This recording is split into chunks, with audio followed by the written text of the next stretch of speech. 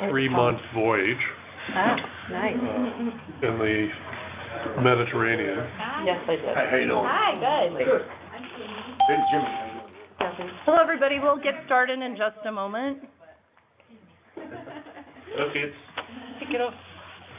Hey, Dave.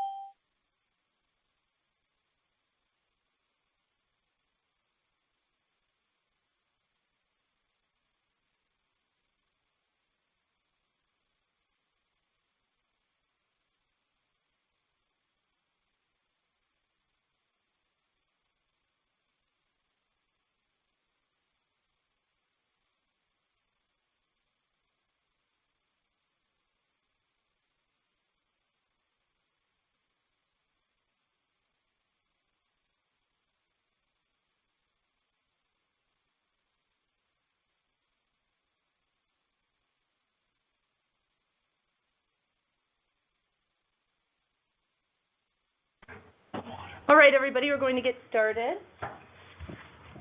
Welcome everybody that's here today. I think I've had the opportunity to meet all of you. For those of you that are on listening to us online, I'm Dave Turner. I'm the CEO of Cascade Financial. And the nice part about today's presentation is I have to talk very little. So instead we have a real expert joining us. And to get us started, I'm going to have Dennis Shirotis, one of our advisors, introduce us. Thanks, David. This is one of the continuing programs that we at Cascade have had during this fall. What you need to know to make a difference in charitable giving and to maximizing your impact. I think it's very fitting, as Kathy earlier said, today is Giving Tuesday, nationally recognized day of guilt.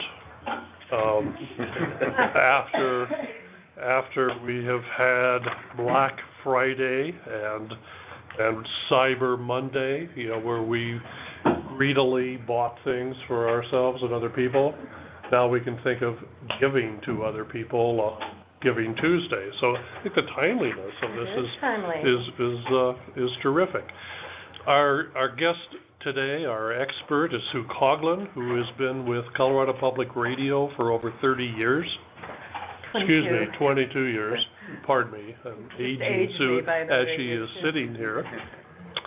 Sue has had a number of positions with CPR. Most recently, she heads up a group that's concentrated on significant potential and giving people and corporations in Colorado.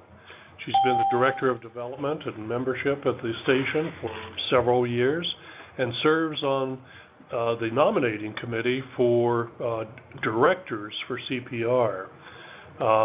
Most of you are probably familiar with Colorado Public Radio. They're hopefully listeners, and I will say this, I know Sue won't, but I will, hopefully contributors to public radio. I'll leave it at that and introduce Sue Coughlin.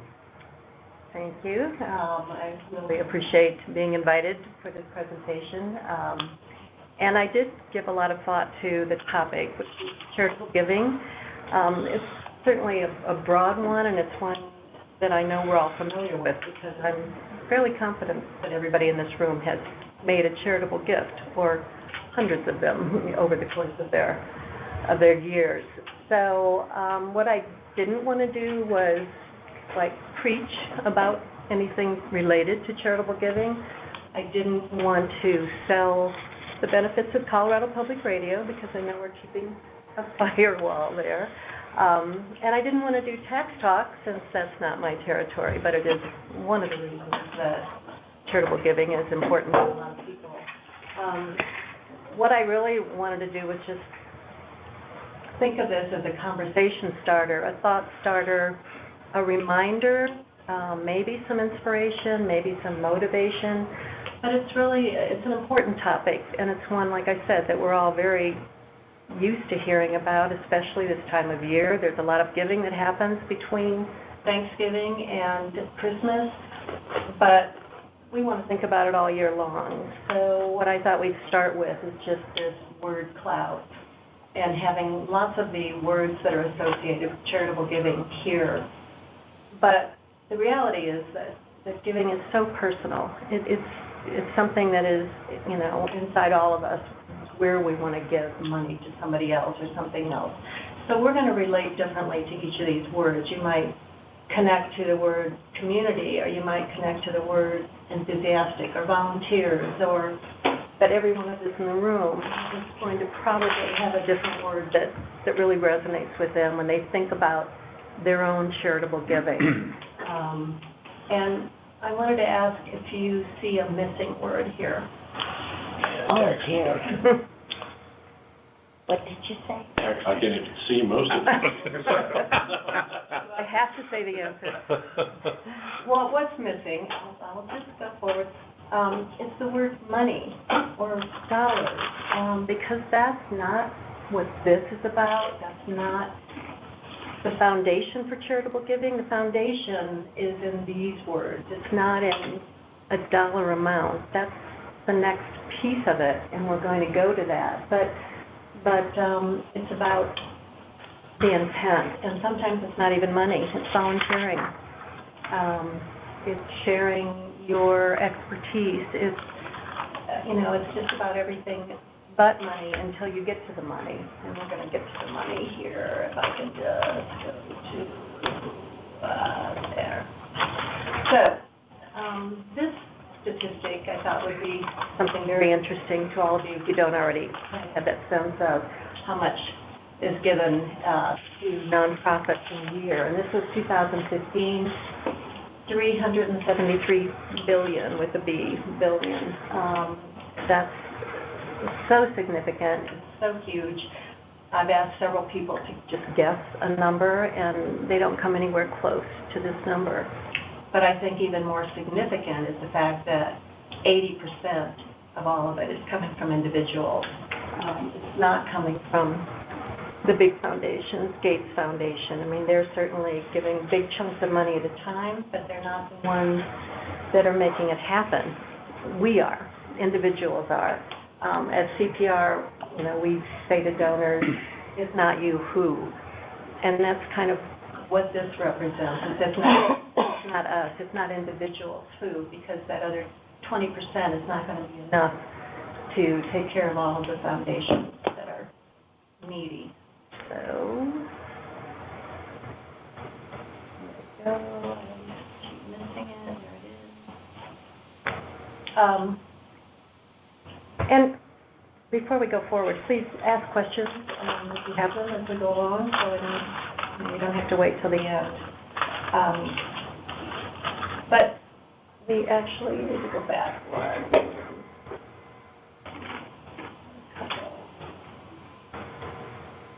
You're going forward if you wanted to go back. No, wait. I'm sorry, you're right. Bear with me. Okay. So in other words, it is the individuals, not the big foundations, that are taking care of people in our communities, that are feeding the hungry, curing disease, visiting the elderly. It's you and me. We're accepting the responsibility that makes a difference in our communities, in our own communities and beyond. Does that all make sense? That it's us, that we're responsible? And so is Gates, and so is Walton Foundation and Bucket and all of the other people that give significant, 8 to 9 figure gifts, but we're also. Why donors donate? And I'm sorry, this is not the way.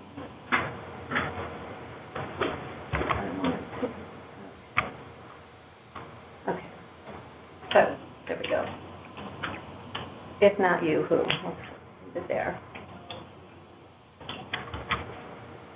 Why donors donate? So can I ask all of you why you think donors, why do you give? What's your reason? Well, to support my community, support our church, support our things that we believe in, I guess. Anybody else? Any other reasons? Self-satisfaction, gratefulness. I've been given a lot. Yeah. Really focus on people who aren't in a position to help themselves. Should be that. Here's the number one reason. Doing good makes people feel good. And that's almost a paradox when you think about it, because being altruistic is about other thinking, and making us feel good feels almost selfish. But it's really not. I mean, I can't imagine that all of us haven't felt good when we've given somebody a special gift that was meaningful to them, which made it meaningful to us. So really, the number one reason, and there's been a lot of research done on this, that people give, first and foremost, is because it makes them feel good. And then the second reason is a cause that matters. So Kathy, you mentioned that. So thinking about, your church or something that you feel strongly about. We're all going to gravitate towards something that we have personal experience with maybe, or, a philosophical affinity toward, ethical issues that are just important to us. So again, and they can cross over. Certainly, these two gentlemen were finally in a position to give a gift to Colorado Public Radio. And the first question they said was, let's pick causes that matter to us. And going back to the family in the previous picture, what the patriarch of that, and that was a family photo, and what the patriarch of that family said was, doing good feels good. He did it for that reason, and he wanted his children to appreciate that reason also. Sue, do you feel that people give because they're asked to give any more than this self-motivation of giving to feel good? Well, I have to believe that being asked helps, since we do 3 fund drives a year. That's for the gift. And we get a lot of money. We get probably close to $3 million by asking during, those fund drives. So certainly it's a nudge, but people are already predisposed to give something, or in many cases they don't even need to be asked. They make that choice very consciously. So here's a big question. Philanthropist, are you a philanthropist? Because we're talking about charitable giving. And, I've thought about this a lot, is that if you give to a charity, are you a philanthropist? And really wanted to explore that a little bit today. Here's one gentleman's opinion.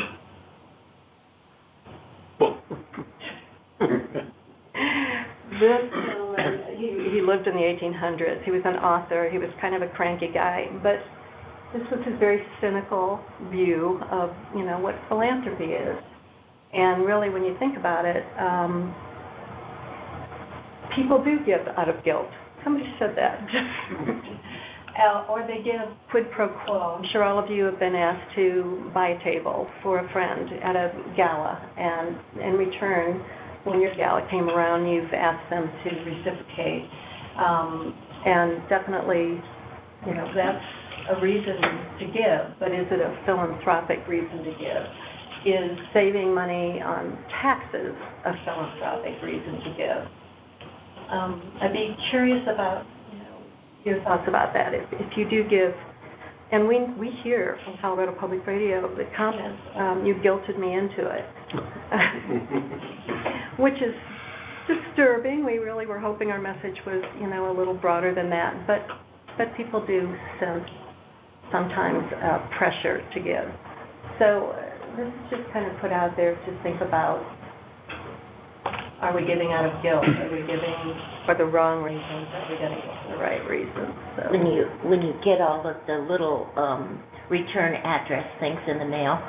Yes. Yeah. And do you feel responsible then for getting something? Mm-hmm. Or else you don't put them on your envelope, right?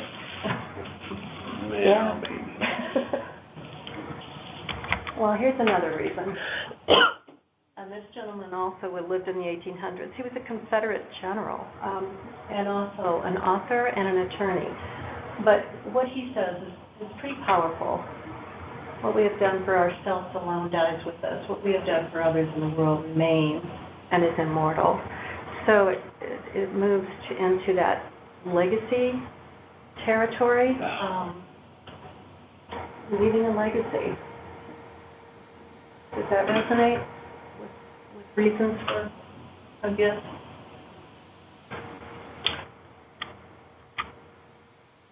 We have lots of comments that come in during a drive. So I do have to go back to sort of my CPR route and use that to illustrate some things. But these are comments that came in, and you can see the amount that they were giving. Look, these are not big gifts that people are giving. The last one, $1 million, yes. But the other ones, smaller gifts. And the comments are what really should resonate on the philanthropic side, because the common word is community. And it is moving toward the other rather than the personal. I give because it's fee for service. I think of it like I think of my cable network, and a lot of people do. We have a lot of listeners that feel like this is just paying for cable, and we call that fee for service. It is not a philanthropic gift. Certainly, it's meaningful. We have 50,000 people that are giving at an average of $160 a year that support a $9 million membership budget. So we're not dependent on the big gifts that we talked about early on. But they're not necessarily philanthropic gifts, whereas this $50 a year gift, the person that gave that because they want the community to stay informed, that's to me a philanthropic spirit, and one that we can then go to and have a conversation that's a little different about the future, about the needs for an informed society, civic discourse, all of those things. So this is just some examples, like I said, that I can pull from being at Colorado Public Radio.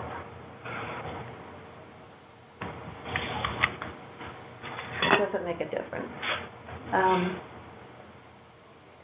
I think we all have to think about that. Does it make a difference? Does it make a difference if, if hungry people are fed on Thanksgiving, given a meal? Gates Foundation makes a big difference because they give billions to end disease in the world. But can we make a difference on a smaller level? Can we think about what's in our own community?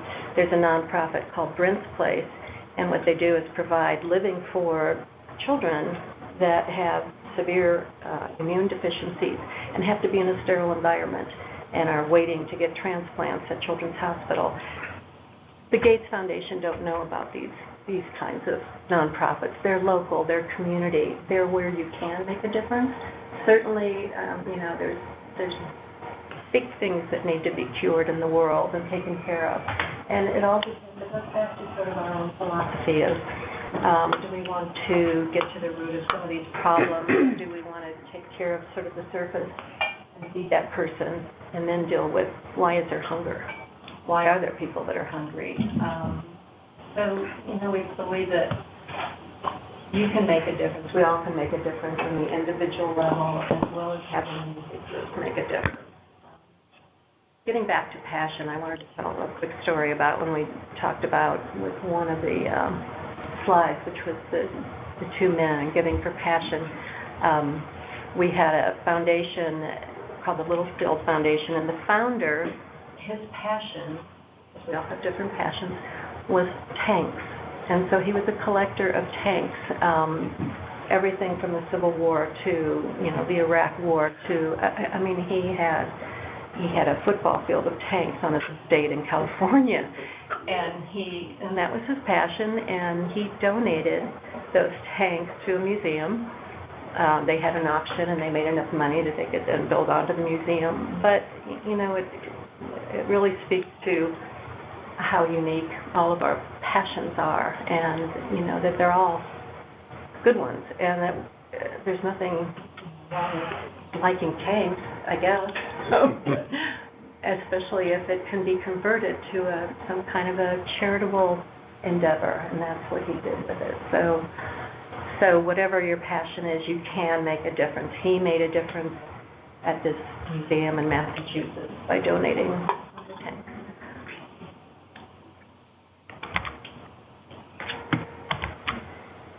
Sorry. Talking about impact, that was in the topic area, making an impact. There are ways to leverage your gift, and just a few.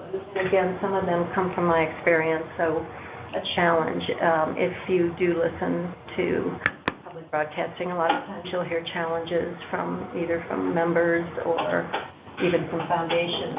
And what that does is leverage that gift. And I suspect that if you went to whatever charity that you were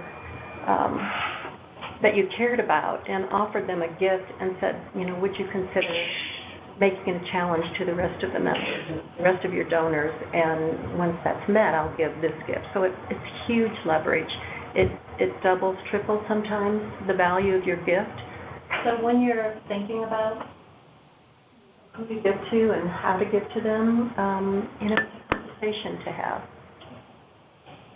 Involve family members. This is really important as you think about, your legacy and also your passion is to bring your family into it, just like that photo of the family. It's to pass along, first of all, the values of being caring about the community, of philanthropy, but it's also to let them know what you care about, and not to surprise them if you do leave money in the will to a charity and not them, so that they're not left wondering, hey, how come I'm not in here? They learn the passion that you have, and they either support them or you learn theirs, and you support theirs. But it's a conversation that's important to have, I think, with family members, and can really make a difference in the size of gifts you can give. The family, their gift tripled because the father went to the children and asked if they would contribute to this effort that he was doing for Colorado Public Radio. The bequest is, we believe, the last best gift because it really demonstrates confidence in a nonprofit's ability to live on. If you feel like it's so needy that your gift is barely going to keep it going, you probably wouldn't want to leave a bequest because it may not be around even. So it's really believing in the work that they're doing, believing that they are doing it in a smart way, that they can carry on when you're gone, and that your money will help them carry on. And then the last thing is really demanding accountability from whoever you give to.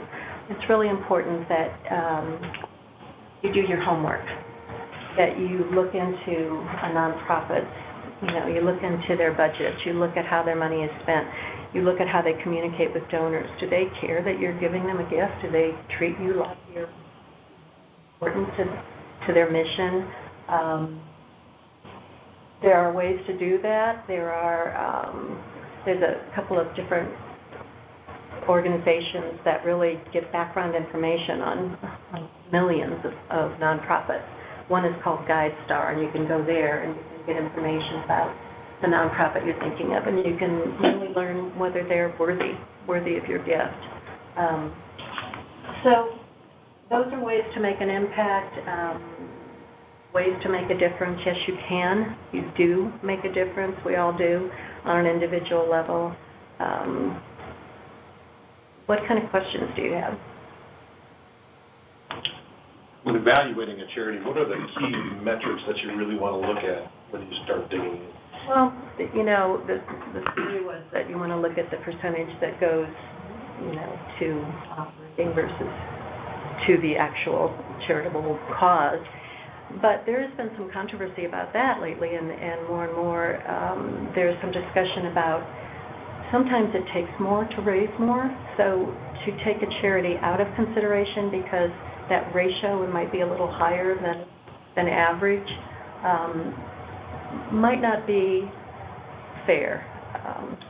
So I think you have to look at it, beyond even that, and talk to the people that are at the charity. It costs us about 24 cents to raise $1, and that's within a good range. If it cost us 50, that would be a red flag, I would think. But you'd want to understand why. Maybe it's because we have 50,000 members that we have to really accommodate, and that costs more. What about the Clinton outfit? What about the Clinton Foundation? What's that ratio? I don't have that answer. I can find out. I haven't looked. But yeah, I think I haven't given them any money either, but that's right. Not yet, Dave. I think those are the kind of questions you really want to ask. When you give to smaller agencies that aren't as sophisticated as, say, your agency, what would you look for?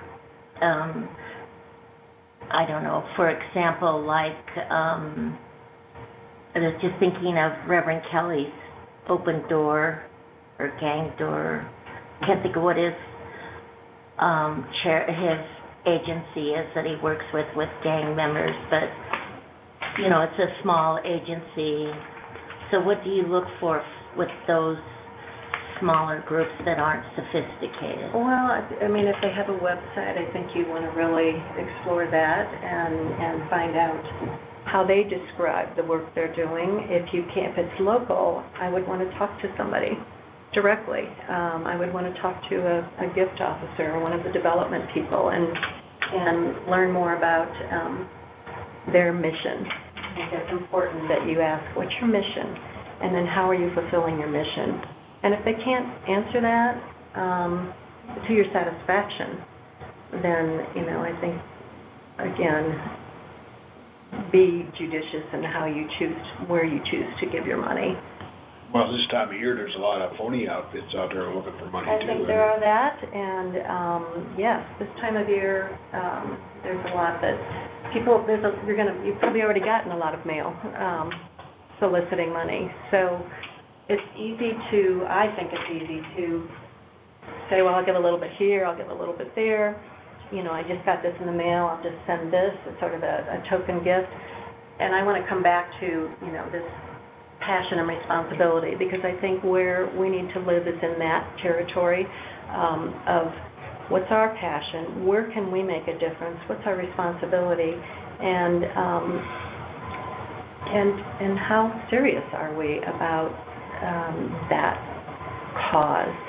And if we take it lightly and give a lot of money to a lot of different causes, it can make a little difference, but do we want to make a bigger difference by being thoughtful about our giving?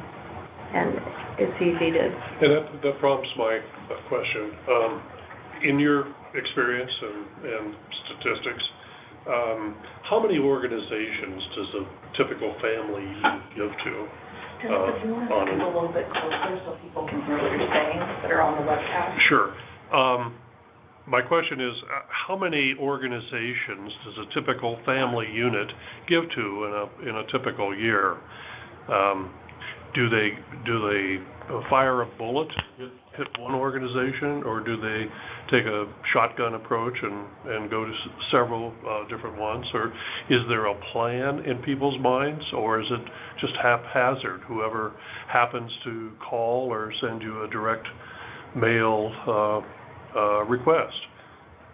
How do you give? Well, number one, we give. I come from a family and who's had the culture of giving, and happily we've extended that to our children, and hopefully they extend it to our grandchildren later on. So we first of all give. Secondly, my wife and I have each of us has separate organizations that are meaningful to us, either with a passion or direct involvement. Thirdly, we have something that we give in a joint fashion to I would frame it larger organizations. I will say CPR or somebody else. So we sort of do it separately, we do it jointly, and first of all, though, we do have a culture of giving. How many organizations? How many organizations? Personally, I give to, I can think of 3 that I give to. One may fall out and another one will take its place. And these are in direct effect gifts. And I'm not sure about the terminology, but I want to know that any dollars that I give or product that I give is directly used by the recipient in the most efficient manner. And I might answer that, Dennis, just on behalf of the clients of Cascade and the about 800 families or so that we work with around the country. I would say that what you described is pretty consistent. For most families, there's a couple of things they're serious about, but giving is very rarely planned or organized, and then there's a lots of little one-off things that get done over the course of the year. So I would say that most people are charitable, but not very many have a specific charitable plan when they start working with us. And I think, you're not unusual. I don't think so. But I do know, and I don't know a statistic on that, I do know, like with Bequest, I was just reading where a lot of, I believe the majority give to 2 nonprofits in Bequest for charitable giving. And the next level is 1. And I thought that was interesting because I think I listed 5, and I'm, not sure, again, back to it's so personal. There were 5 that were important to me to sustain, but, if we want to do a bigger job, I would consolidate that down to 1 or 2 and be able to give more money to those that are by priority the most important. Just to let everybody on the phone know, Brooke has unmuted you. So if you do have questions on the phone, feel free to give her about 30 seconds here. It looks like everybody will be unmuted. Feel free to chime in, and we'll see if we can answer them for you. You should all be unmuted and be able to ask your questions. No questions?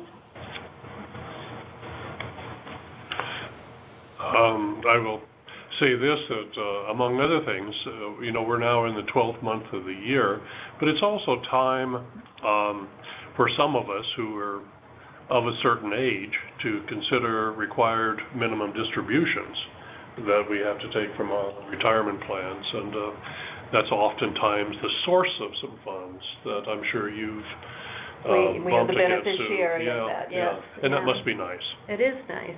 We don't always know that that's what they're from, but we like to know that, it is the designation from, or the designated amount from an IRA.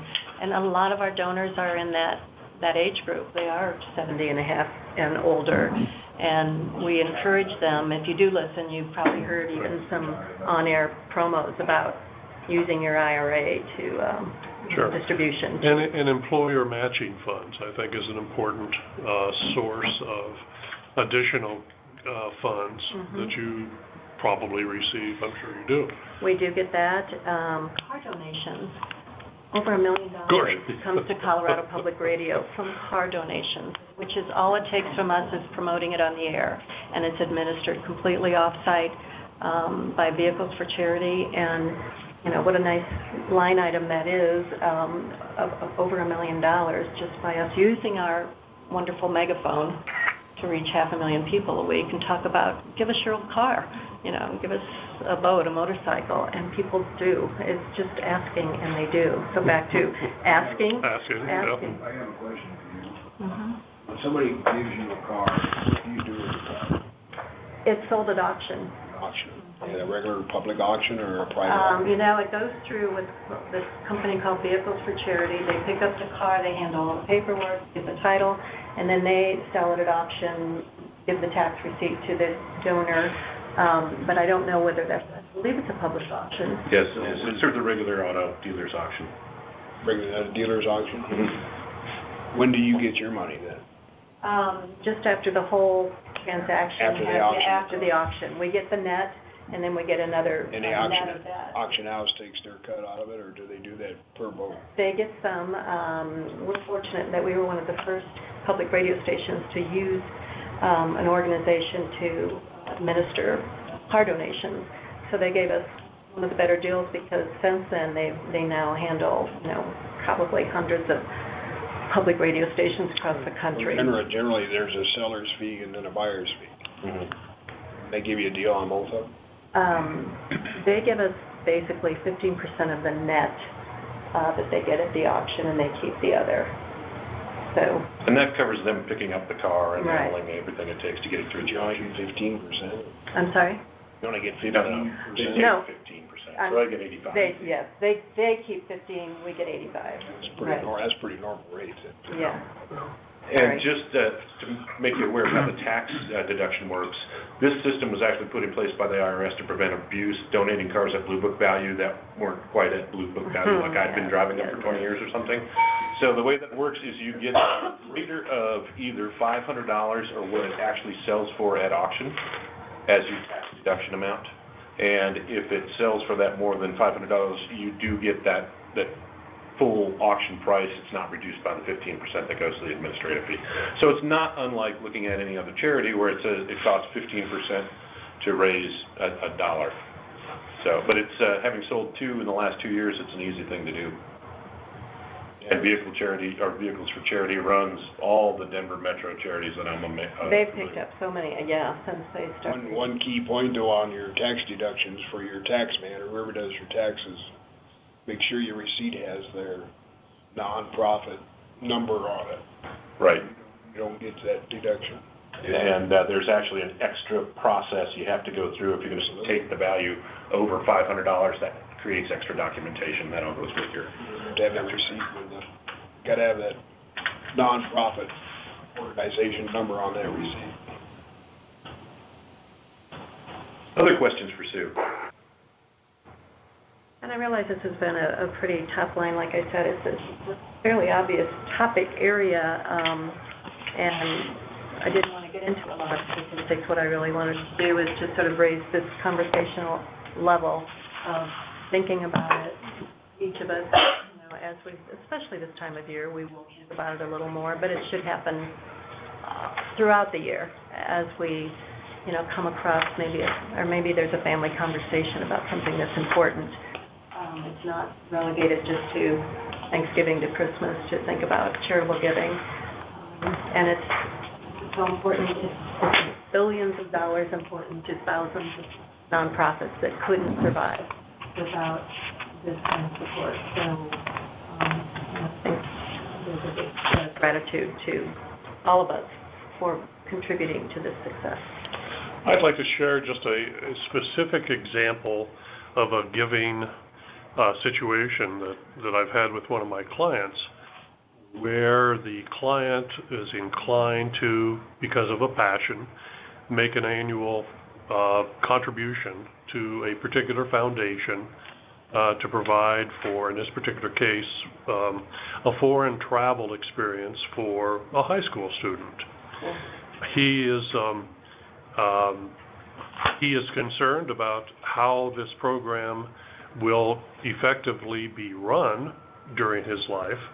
So he stipulated that I reserve the right to discontinue the program if it doesn't meet my expectation. Now, of course, he cannot choose the recipient of the fund, or that disqualifies the gift. Further, he's made in his trust stipulation that on his demise, he will make a principal contribution to this foundation to carry on his effort that he's established during his life. So it's been a very interesting process. I've learned a lot about his motive. I've learned a lot about the foundations being able to handle a sort of a two-part gift, a living gift and a gift at death. And it seems to be working. And that's something that we haven't really talked about, in that we've touched on bequests Annuity. annuities Annuity. and so forth. There are a lot of vehicles, yes, that people can use, but that's your territory, right? You would think. You would hope. Well, and that's what I'm going to talk a little bit more just to kind of close, is some of the different tools for giving now that we've established kind of why we want to give and that giving's important. Before we move on, we're going to leave the phones unmuted, so if there are any questions, feel free to chirp in there. You've been very quiet, so we don't have to mute you again, so hopefully the technology is even working. But what I'm going to do next is just kind of throw some numbers on the board, and I know that for those of you that aren't in the room, you won't be able to see what I'm doing, so I just want you to picture a very attractive young man with essentially barely legible handwriting, scribbling some stuff on the board, but I'll try and make it clear for you. And then we did include, for those of you that are in the room, the package which has most of the information I'm going to talk about in it with some similar examples. And for those not in the room, you either have or will receive an email with all the attachments and the handouts and the information that you've seen today, so you can follow up on this. And then, as always, if there are questions specific to your intent, don't hesitate to contact your Cascade advisor. I am a little bit fortunate today in that we had a couple scheduled to be in the room, and he is one of the premier CPAs, tax advisors in the state of Colorado. And I was super nervous about the tax numbers I was about to put on the board.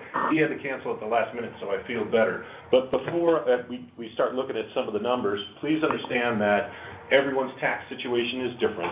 There's lots and lots of exceptions to the numbers that I'm going to put on the board for you. And before you make a decision, make sure you consult with us and with your tax advisor, because how it impacts you may be different. There's going to be limits on deductibility. There's going to be issues with alternative minimum tax. And then state by state, everything's different. I saw on the phone we've got some Montana attendees with us. They have a completely different state tax setup than Colorado does. There's some specific things I'm going to talk about in each of those states that'll work. And then we have Texas on the phone as well, which doesn't have a state income tax at all. So some of this stuff doesn't apply to them. But if, I'm just dim the screen here because I'm going to start writing on the board. Really, when we look at it from a impact standpoint, how we make the most of the charitable dollar that you want to give, we come at it with a couple of different ways. The first thing that we really want to make sure that you have is true charitable intent.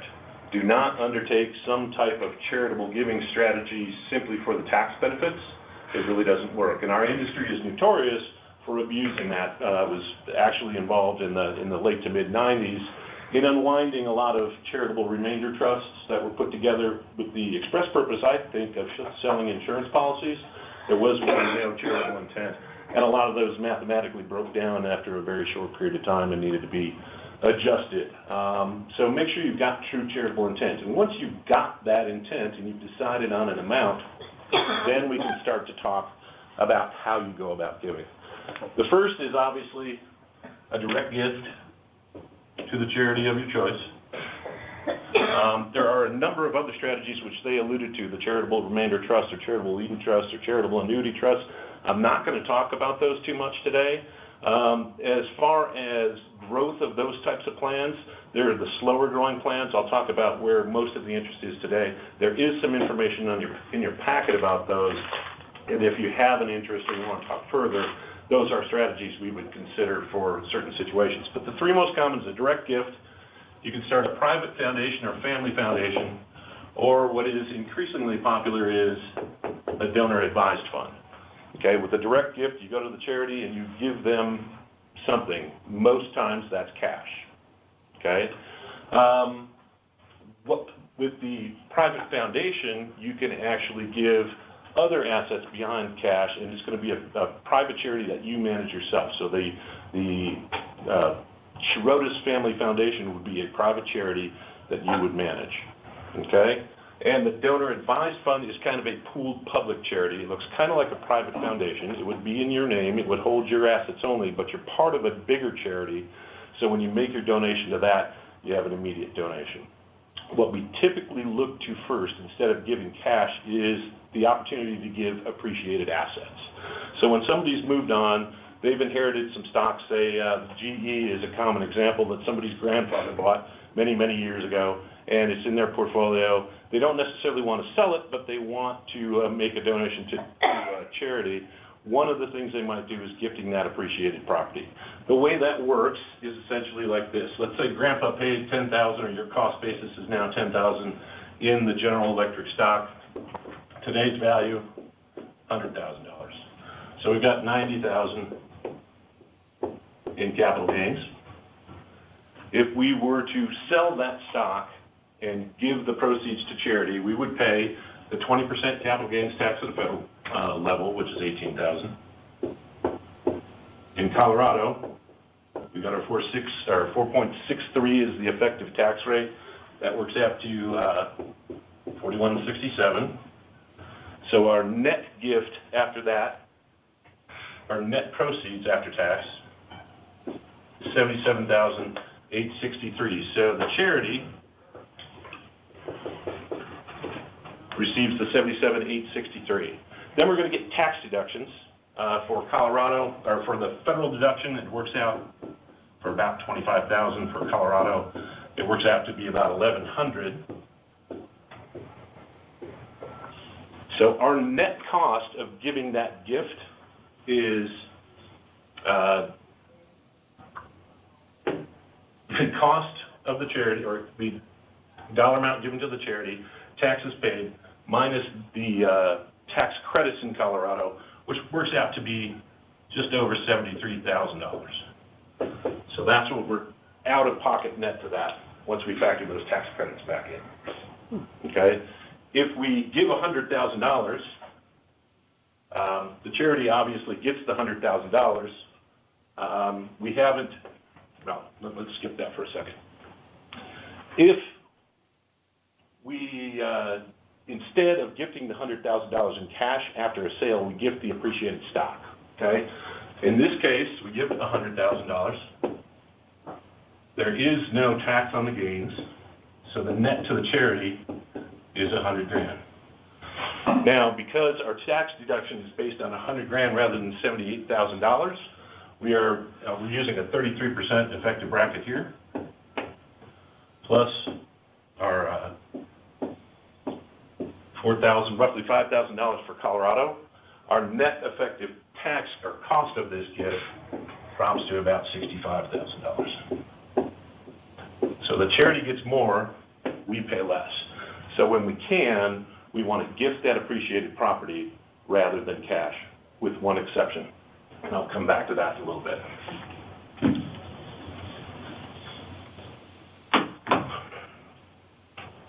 Okay, when it comes to whether we give direct or use one of the other tools, there's a couple of things to consider. When you give direct, anytime you give, you're limited as to how much you can deduct or can deduct.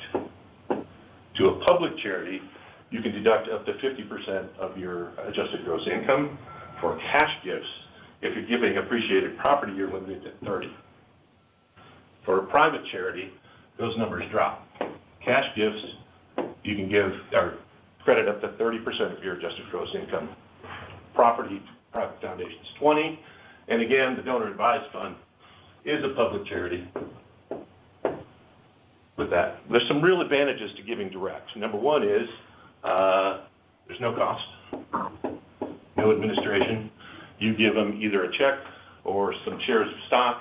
They take it from there. You never have to worry about it again. There's no ongoing administration and no future commitment. It can be good. With a private foundation, there are some costs. There's a setup cost. There are annual filings, so IRS filings and compliance.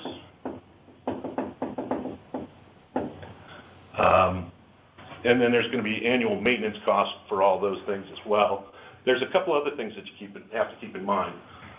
Although this is a charity, they are subject to a form of income tax, up to a 2% excise tax on gains and income. So even though it's a charity, you're filing a tax return every year in there, and you are paying either 1 or 2%, depending on how you meet some criteria within that private foundation. The other thing that you have to keep in mind is that the private foundation has a requirement to distribute 5%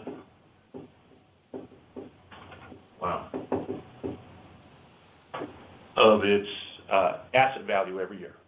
So by 12/31 or your plan year end, you've got to distribute 5%. Whether you have a charity in mind for that or not, it's got to come out. Okay, for a donor advised fund, there is no setup cost. There are no filings or maintenance.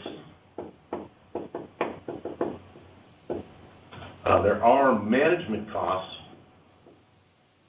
because you've got the charity in the background that is doing a bunch of administration for you. So when you set up a donor advised fund, there are several huge providers of this types of service. There's an online platform where you can use to arrange your donations. They have about 160, pretty much everybody in GuideStar. I think there's around 160,000 approved charities. Even little dinky ones we've set up around the country are on this list. So virtually every 501c3 and a couple other types of charities are available there. This administrative cost generally runs between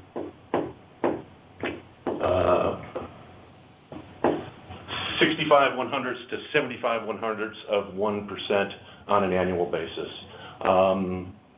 In both the donor advised fund and the private foundation, when you make a gift, that gift can actually stay in there and you can invest and manage that gift for future growth. If you do add investment management costs to either the private foundation or the donor advised fund, they're about the same, somewhere between 10 basis points and 150 basis points depending on what you're doing. The big advantage to something like a donor advised fund is it's open to virtually any type of asset you want to contribute. So in one case, we have a client who has a piece of property. They thought about building a vacation home on it. They've been thinking about that for 30 years. Cost basis is very low. They don't want to pay the gains on the taxes, and they do have charitable intent. So let's say that gift's about $150,000 in total current value. Their tax basis on it is about $20,000, so they don't gains tax on $130,000 if they sold. They don't have a charity that they want to give $150,000 to right now. The donor advised fund is an excellent solution. The guy's in his last year of employment. It's going to be his highest income year ever. He can make a donation of this property into the donor advised fund, take a current deduction of $150,000 against his income, and leave the proceeds from the sale of the property, or even leave the property to appreciate in the donor advised fund. He doesn't have any requirement to pay out 5% of the value.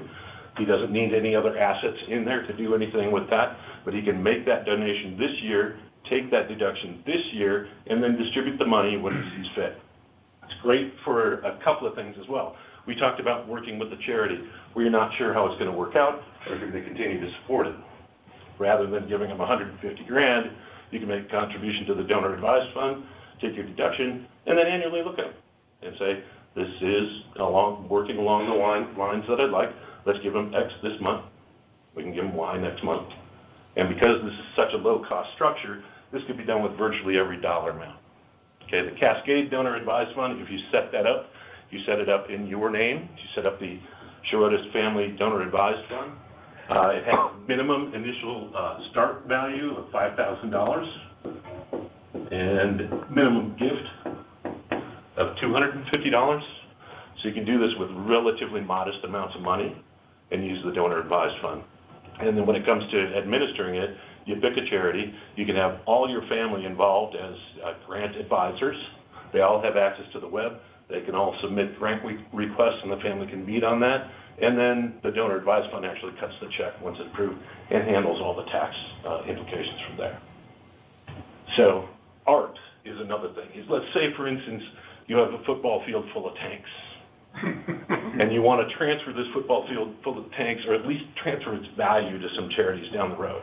So you can donate your football field full of tanks into the donor advised fund. And this works great if you're looking to liquidate that field of tanks and give money. If you're actually trying to give those tanks directly to a museum, it's not a super vehicle because there's some maintenance costs and things in there. You're better off probably going some kind of direct route. We've run across this with gifts of art that were not intended to be liquidated but intended to be displayed. Donor advised fund doesn't work great for that. But if you want to sell your field of tanks, it's a great tool for people in that line too. Now there's a couple of places where actually giving cash can make a lot of sense, and that is with what I'll refer to generally as state-specific benefits. So in Colorado, we have the Colorado Child Care Contribution Credit, which is a pretty fantastic device. So certain agencies that provide care to children have qualified through a pretty intensive process for a special credit with the state of Colorado. So if you're giving, one of the things you want to verify is if this particular charity may be eligible for that credit. And I did include a little flyer on what you have there that runs through generally the types of charities that they are. But believe me, in Colorado, if they qualify for that, they're going to be telling you about it, and they're going to be talking about that pitch. Okay? So I erased some of my numbers, but this is the really complicated tax one, so I'm going to copy it right off here. The first thing you need to know is you can only give cash to qualify for this credit. Secondly, you also have to give it direct to the charity. It cannot go through a private foundation or a donor-advised fund. So if a donor-advised fund uses this cash, it doesn't qualify for the credit. And you cannot give appreciated property in this instance, but in this case, it makes a lot of sense to make cash. So there's no tax on the cash, obviously. Charity gets $100,000. You get your federal, this gets actually really complicated. If we figure the Colorado tax savings, you have to do this first because you have to back this back out of your federal income tax bill because you have reduced deductions for your state income taxes. Then you get an actual credit against your Colorado state income tax of 50% of your donated amount. So you immediately apply essentially $50,000 against your Colorado tax bill. If your Colorado tax bill isn't $50,000, you can carry the unused portion forward as well. You get a federal tax deduction. This was figured actually at a 35% tax bracket.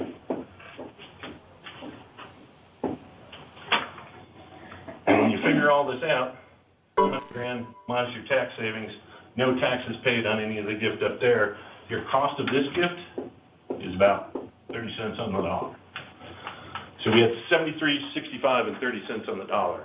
So you make the impact of $100,000, and it only costs you 30 when you can utilize this.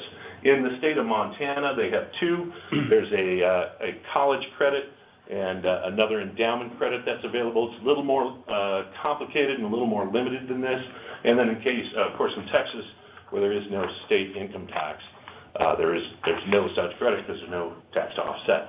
But I guess what I'm trying to convey is there's a number of options. There's a number we haven't talked about here. But once you've decided that you have true charitable intent and you've decided that you want to make a gift, it's really important to sit down with your Cascade advisor and your tax advisor and say, okay, we want to do this. What's the smartest way? A couple things to keep in mind. If you didn't know, we have a new president coming in, new administration coming in, and changes in tax policies have been at the forefront of discussions. If you've been in some of the other meetings we've had, you've seen us talk about what we think are the most common or most likely things to happen in the coming administration. One of those is reduced deductibility of any itemized deductions. That may be a reason if you're contemplating a large charitable contribution to accelerate it into this year. I personally don't think they're organized enough to get anything done next year, but I might be wrong. Both parties are in agreement the deductibility will come down for itemized deductions. And we've certainly seen that happen in previous years. So there may be reasons to accelerate into this year. Likewise, if you're having an extraordinarily large income year, you've had a big transaction or a windfall of some sort, accelerating into the current year may have, accelerated gifts into the current year may have benefits for you as well. With that, any questions?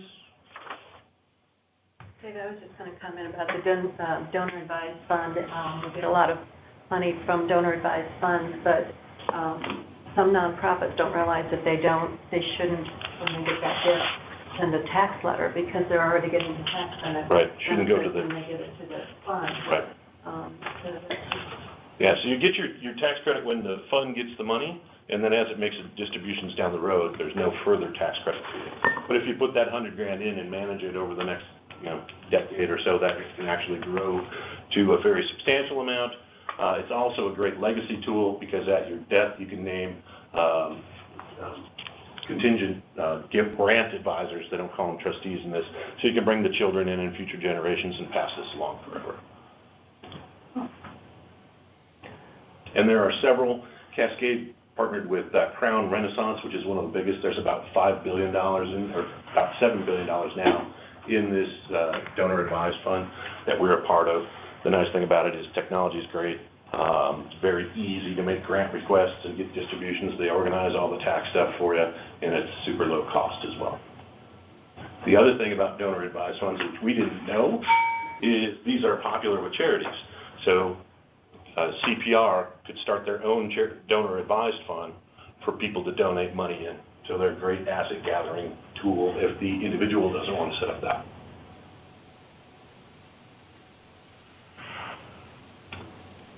Anything else?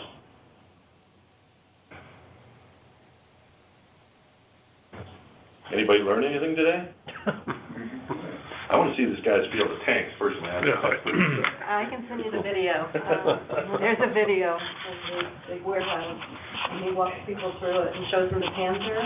I mean, literally, he has Panzer tank. He has everything imaginable in there. He's no longer alive, but it's pretty impressive. See a German Panzer tank? Mm-hmm. Yeah, there's a museum right across from our office in Dallas that has a tank that they've acquired out there too, and they rubber tracked it and take it out and use it in parades and stuff like that. Cool. Yeah. I did not know about donor advised funds. I felt like I was taking a CPA exam again, Dave. Thank you for the numbers. Yeah, I started looking at the numbers on the state stuff. That's what I got a little concerned about, but those are pretty close to accurate. But the donor advised fund is the fastest growing charitable grant tool out there. They've added about $20 billion in assets in the last 12 months, about $70 billion overall that's in the donor advised fund pool. By far the fastest growing. You're seeing very little growth in the charitable annuity trust, charitable lead trust, charitable remainder trust world.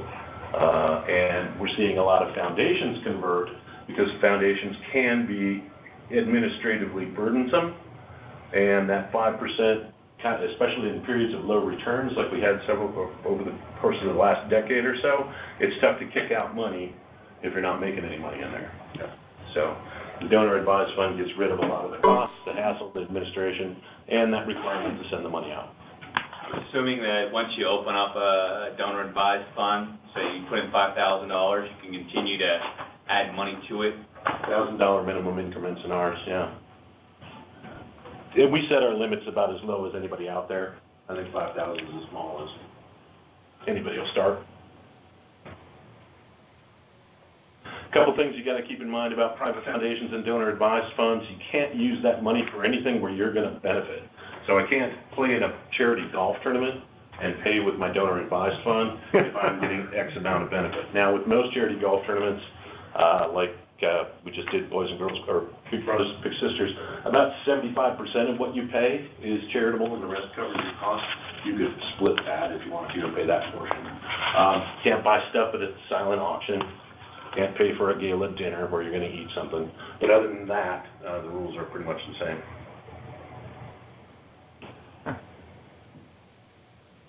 And some things, like I said, are difficult. If you've got a physical asset that needs to be curated, we got to talk about that too. Sometimes direct gifts are better. But yeah, if you've decided to make a contribution, first, good for you. Second, talk to your advisor and let's make sure you do it in the way that impacts you the most and impacts the charity the most. How does it work if you do a charity event for a cause and you raise, say, $50,000? Mm-hmm. How does that benefit you from throwing it? The only deductibility associated with your throwing it, besides any cash that you give, if you're driving around, buying the supplies, organizing the event, is your actual cost.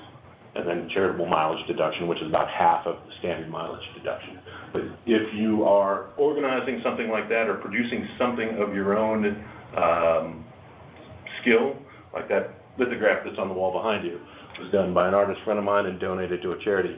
His deductibility on that is limited to the cost of the frame, the cost of the canvas, and the cost of the paint when he donates that to a charity. So anything you build, make, or do is deductible at your cost of materials. Who's this artist, Dave? Parks Reese. Wildlife satirist. He's actually one of our friends up in Montana. If you notice, that elk is talking on a telephone there. The picture is called Call of the Wild. This picture actually hangs in the U.S. Senator from Montana's office in Washington, D.C. as well. But he's done a lot of really crazy stuff, and people fly him all over the world for these types of things. But very interesting as well. What else can we answer for you?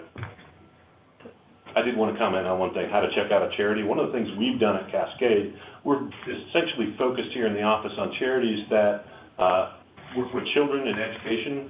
We think children in particular are one of those groups that aren't in a position to help themselves. And one of the things we've done, we've been very active with Boys and Girls Clubs of Metro Denver financially for many years. Here in the past year, we've made it a point to get out into the clubs, and we've started teaching financial literacy classes for children in the clubs, but it gives you a real good feel of what's going on there and how your dollars are actually getting put to work. And I have to tell you, and Tim's done some of these with me as well, it's a very rewarding experience to see these kids who are significantly economically disadvantaged and see where they are emotionally and mentally and where they're at in terms of setting goals and with their own personal responsibility, many times far ahead of where their parents are. So it's a great process for us. And that's a great way to know if your charitable dollars are doing what they're supposed to be doing. Well, great. I hope that we actually did unmute you people on the phone. You were able to ask them, but if not, like I said, feel free to shoot me a note or talk to your Cascade advisor, and we'll see what we can do to help. Thanks. Thanks, Dave. Thank you, Dave. Sue, thank you for your presentation. Thanks for having me, and if anybody would like a tour of Colorado Public Radio, I'm going to do